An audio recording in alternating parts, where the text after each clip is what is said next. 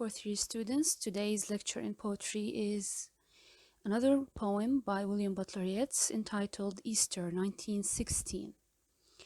And as you know, it is very significant to study poetry of William Butler Yeats because he is one of the influential modern poets of the 20th century. And as usual, before we start with the poem, we need to know something about the poem and about the title. So the title, Easter 1916, what does it mean or what does it refer to? It is focused so closely on an unsuccessful struggle in Ireland's fight for independence. So the first thing that comes to our mind as we read the title is that we are here referring to a historical event. It is a real event that took place in 1916 in Ireland in their fight for independence from the British rule. So pay attention to this historical context because the whole poem is about this event. Okay, so Yeats, of course, if you go back to the lectures that we were talking about Yeats' poetry, how it evolved, how it started as a romantic poetry. He mainly was concerned with all these kind of myths or patriotic kind of stories about Ireland, and then how it shifts or transforms into a more mystic and more, let's say, modern poetry. So Yeats was so engaged with the things that were happening in his country, in Ireland. So this was one of the main events that actually caught his attention, and he was trying to show what kind of thoughts it brought to him as an Irishman, as an Irish poet. Yeats had timeless and universal things to say about it. So we are going to see through this poem what are the things that encouraged him to speak about this event in a poem. What are these universal ideas that are related to this historical important event in the history of Ireland, and how he's going to convey it to us? The engagement with the modernist rather than the idyllic Ireland. So why is it important to study this poem, and why you see it alongside other poems by Yeats as you are studying his poetry? Because actually when we read it, we are going to see how this shift happened in the mentality of Yeats, from being just a romantic poet dealing with romantic kinds of subject. Even his view of his country was romantic, and how it changed then into a more modern view, not only in the way he writes poetry, but also in the way he views his own country. Okay, he's starting to see his country in a modernist way. Okay, William Butler Yeats, to commemorate the Easter Rising in 1916. So there is a rising that happened in the Easter. تعرفون Easter هو عيد الفصح، يعني هاي مناسبة دينية يعني معروفة. And it happened in 1916. There is a rising, there is a kind of revolution that took place in this time, and it was called Easter Rising. If you go and search for this historical event, you're going to read more details about it if you write just Easter Rising in 1916. What happened in brief in this rising? Irish nationalists led a rebellion to win independence from British rule. You know, this conflict between Ireland and England, and how the Irish people want to achieve their independence from the British rule in order to be an independent country. So a small number of labor leaders and political revolutionaries occupied government buildings and factories, proclaiming a new independent Irish republic.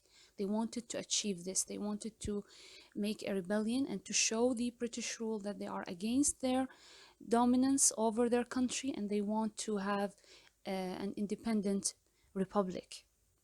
They don't want to be under the British rule or the British crown.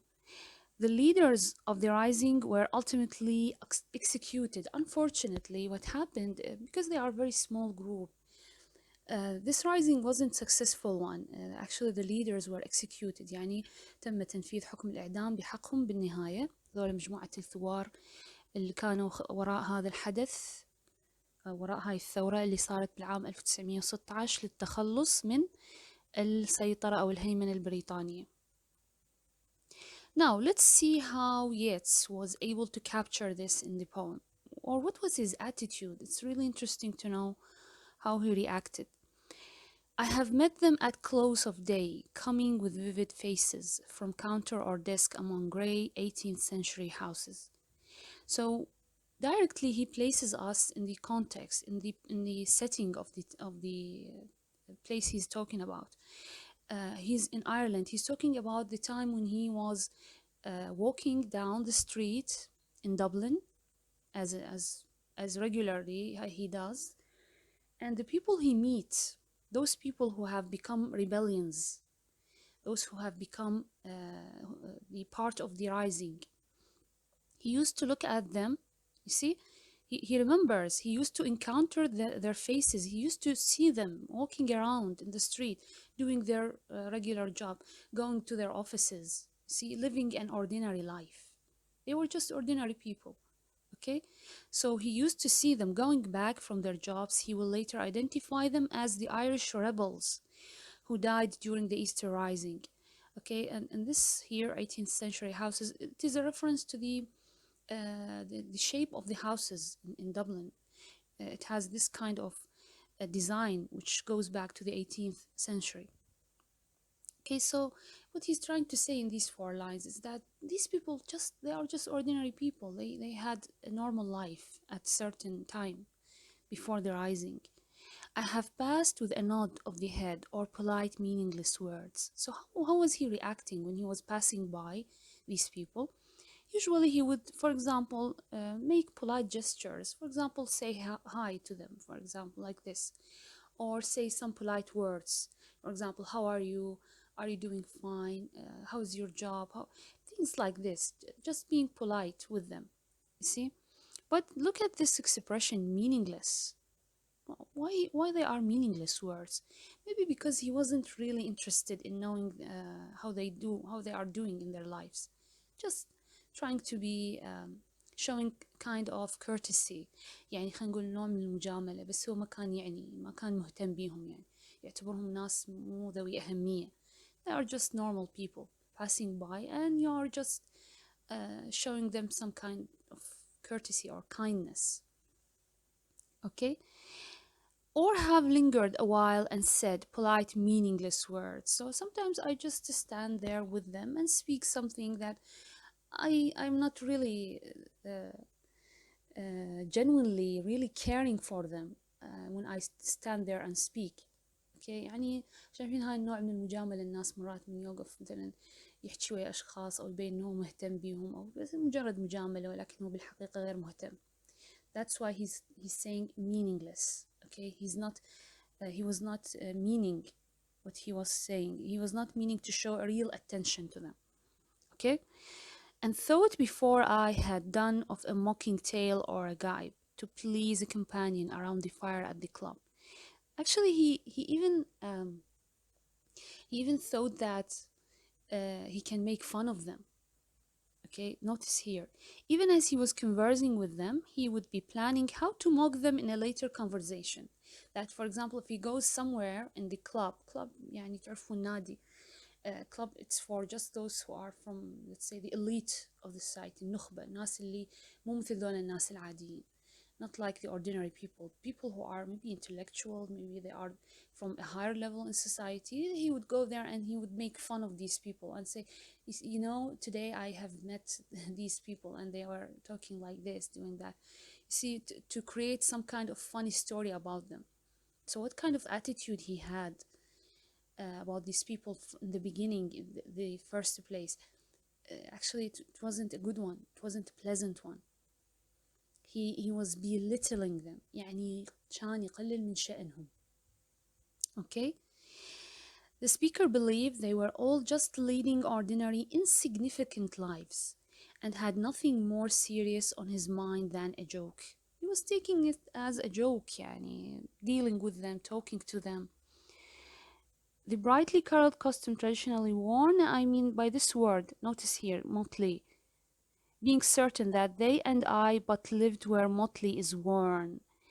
Motley, what is motley? Brightly colored costume traditionally worn by a jester or clown. Okay, it is just the speeches, the kind of things we talk about, they were not beyond the kind of jokes that are told by a clone. اوكي. والبعض مرات يفسر هذا المقطع انه باعتبار كانوا الشخصيات الإيرلندية يعني تصور بالمسرحيات الإنجليزية على أنهم مهرجين. See, sometimes actually there is one of the interpretations that maybe this is reference to how the Irish were presented in English literature as clones. Okay, maybe this is what he meant, or maybe not. Okay, this is one of the readings. All changed utterly. A terrible beauty is born. So when we speak about risings, when we speak about revolutions, what comes to our mind? What is related to revolutions? Change. And what kind of change? Not a normal or an ordinary change, a huge, great change. And think about this line here, because it's going to be repeated many times. After the end of each stanza, the poet is going to repeat this line: a terrible beauty is born. How can beauty be terrible? This is oxymoron. تعرفون هذا literary device figure of speech يسمونه oxymoron. To describe something, to give an adjective which is totally the opposite of what the thing it is describing means. يعني الجمال الفظيع أو المريع. How can beauty be terrible?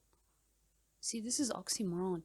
But what he's trying to say, if we want to interpret this, that a change that's taking place because of this rising, actually it is terrible. Why? Because it brought chaos, it brought killing, you see, violence.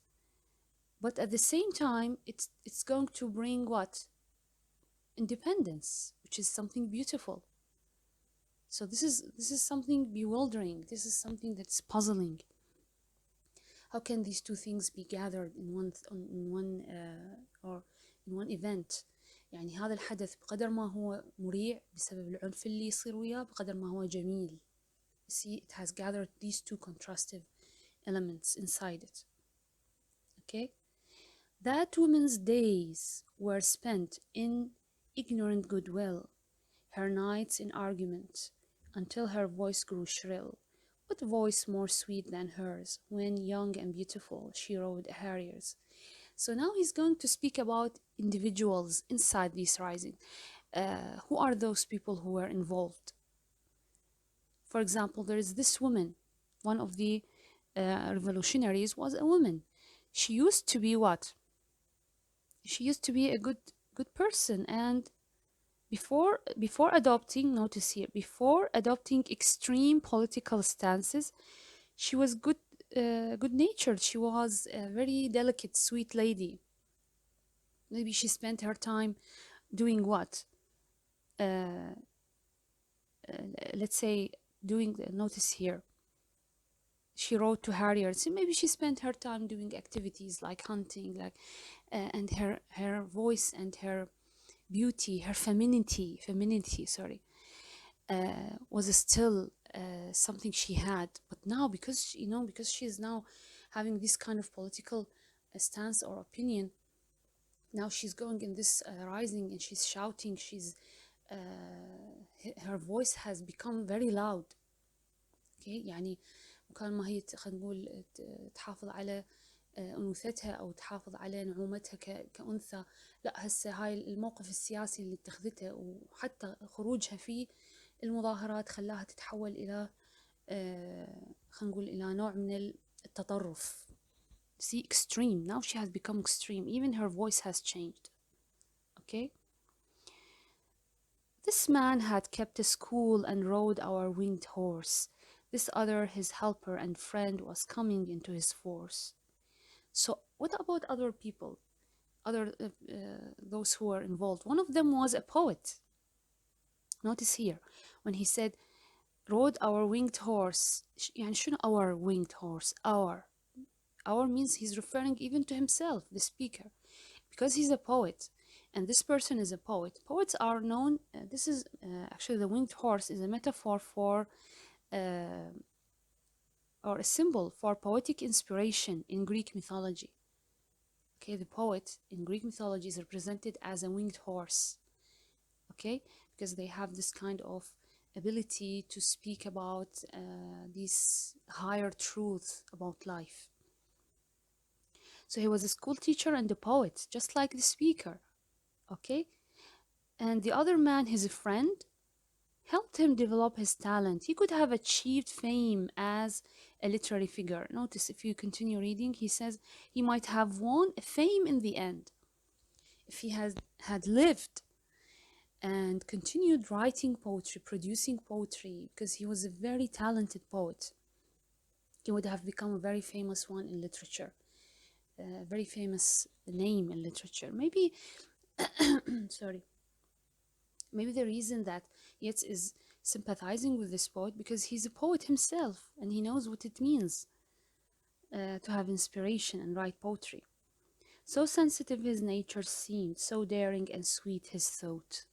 Actually, he's a very good natured person, and unfortunately, his life was ended by the rising. So these are individuals, these are examples of the people who and actually, I just want to point to this fact that he's not talking about any people or people he doesn't know. These are actual historical figures, real people, and he's going to mention their names.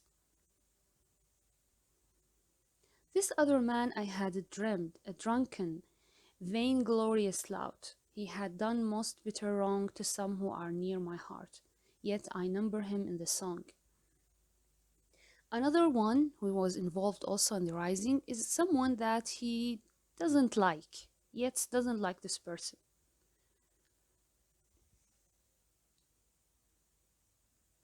Why he doesn't like him? Because he had done most bitter wrong to someone who are near my heart. Some say that actually he's talking about one of the leaders. He married a lady that Yeats was in love with. Yeats was in love with an actress. I can't recall her name. I think her name is Maud or something. And this lady, she didn't marry Yeats. She married this person who has become leader. I think his name is MacBride. He has become a leader in the rising, and it is known that he abused her.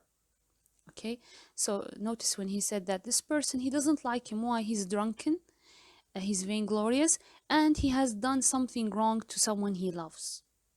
Okay, لاحظوا هنا. The speaker had a great deal of affection for the victims of this man's abuse, the lady I told you.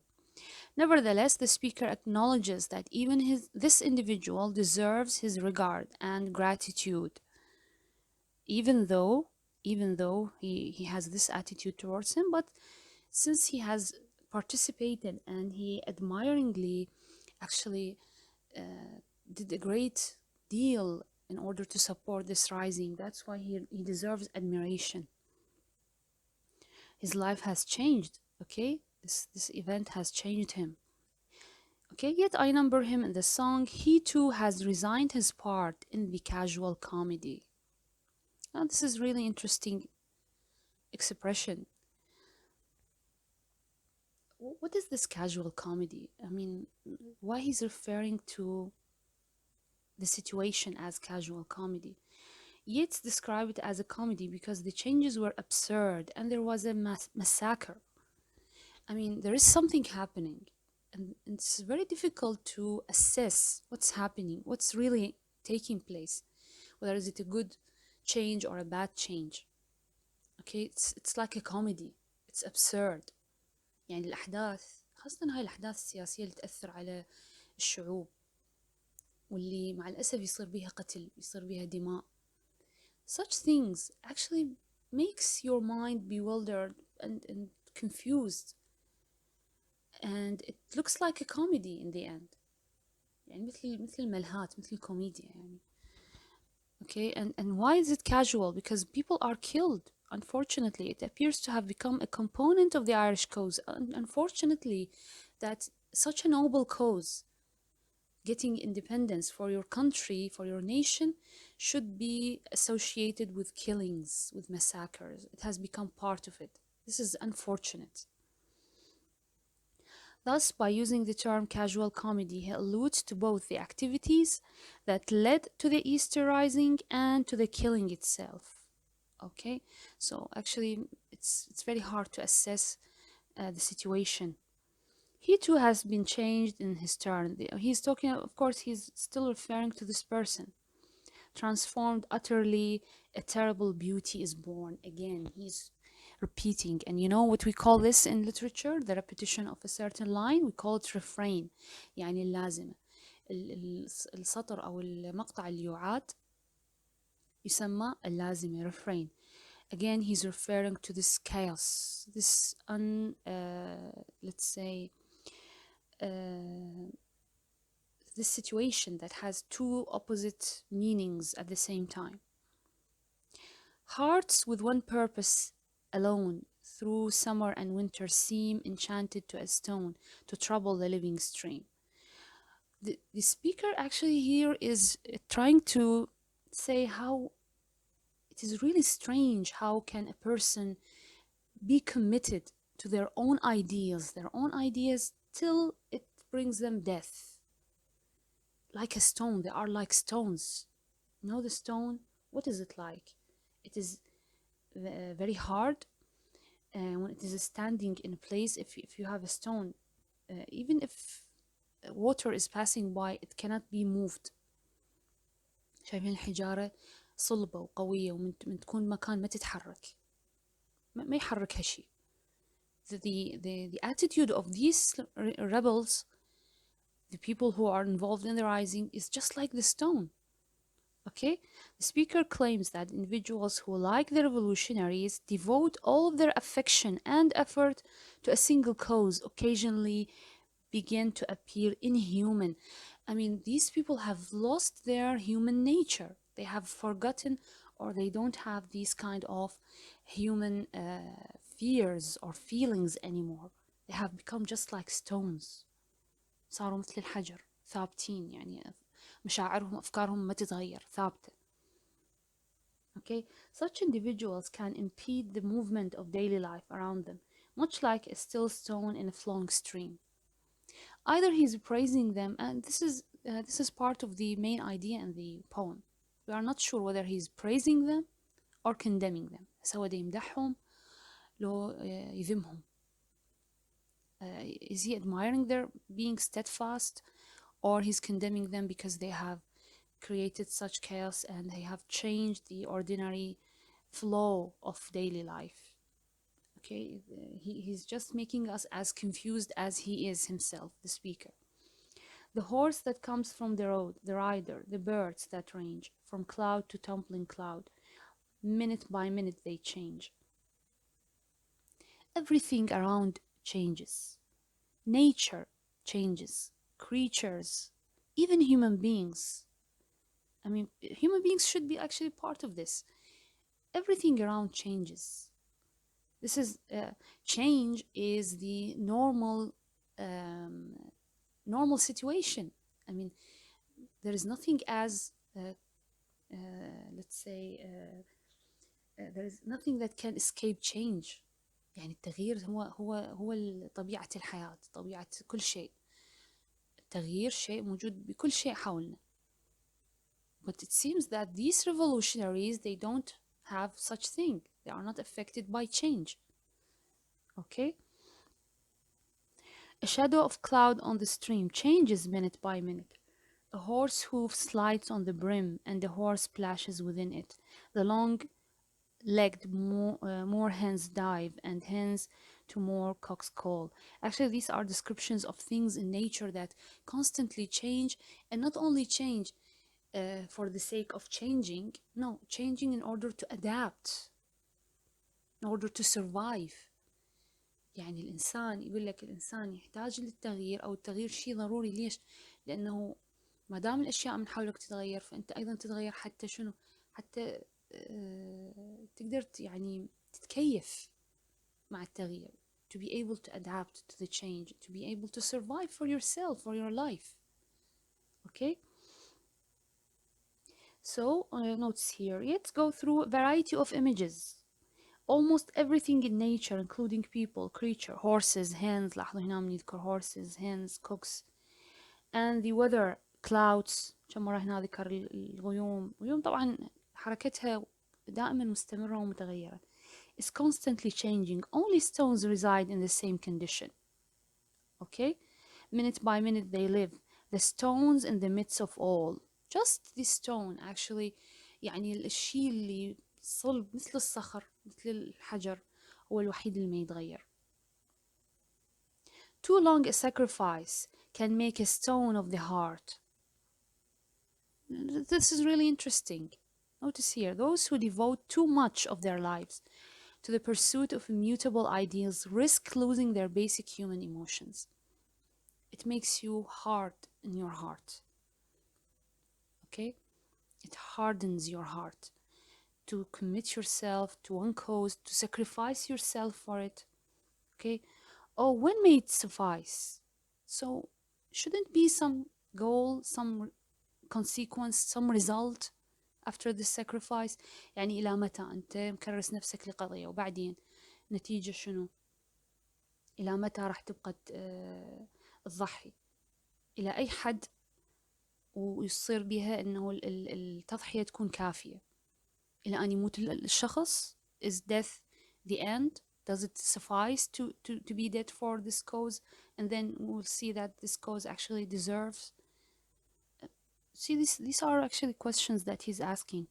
That is heaven's part. He doesn't give an answer. And he raises a question, but he doesn't give an answer. He seems to be someone in the middle, not able to take one side over the other. Okay, the speaker. He leaves it to God, to the heaven. They have the answer. I don't have any answer here.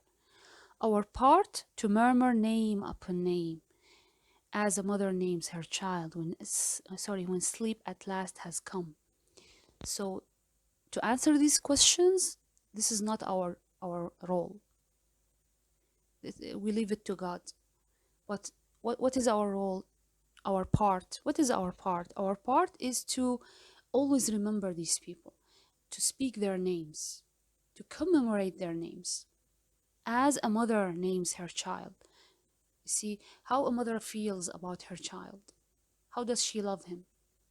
You see, we should have such attitude towards them, even if we disagree with them, even if we don't know whether they have done something good or bad, whether this rising they have made is good or bad, even though. Okay, when a sleep at last has come on limbs that had run wild. Okay, all we can do is remember the names of the dead with respect and love, just like a mother watching her child falling asleep after being frenzy and active. See, a mother, maybe she gets angry because her child is causing this trouble, going there, playing here, making see this kind of noises all the time, being so frenzy and active. But at the end, when he's asleep, she would be very loving and caring for him. And that's how we should be taking an attitude towards these people. Okay? What is it but nightfall? No, no, not night, but death. Was it needless death after all? For England may keep faith for all that is done and said.